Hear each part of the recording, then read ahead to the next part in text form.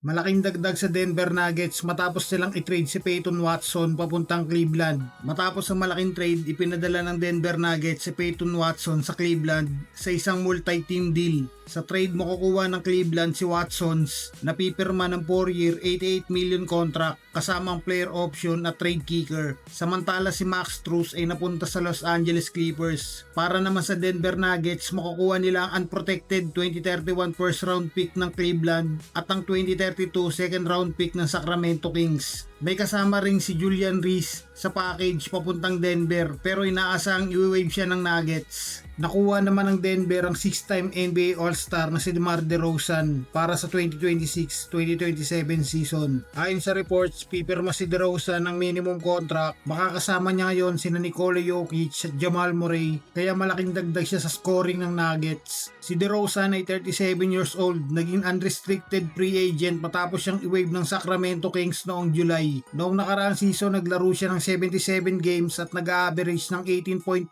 points, 3 rebounds at 4 assists per game, habang may 49.7% shooting. Kilala si DeRozan bilang isang reliable scorer, kaya niya gumawa ng sariling tira at mag-score kahit mahirap ang depensa. Sa nakalipas na 5 season, nakapaglaro siya ng at least 74 games bawat season. Ngayon, malaking tanong, magiging starter ba siya sa Denver o manggagaling siya sa bench bilang 6-man at pangunahing scorer ng second unit. Samantala si Klay Thompson naman ay napunta na sa Miami Heat. Inaasahang pipirma si Klay sa Miami matapos siyang mabuyout sa Dallas at maklear ang waivers. Pero may lumabas sa mga reports na nakapirma na umano si Klay Thompson ng 2 taon na may halagang 11.5 million sa Miami. May player option din siya sa second year, ibig sabihin may option si Klay na magdesisyon kung itutuloy niya ang second year ng kontrata. Matatanda ang may 17.5 million expiring contract siya sa Dallas pero nagkasundo sila sa buyout matapos ipaalam ni Thompson na gusto niya mapunta sa isang contending team. Matagal ng target ng Miami si Klay at ginawa pa siyang top free agent priority ngayong summer.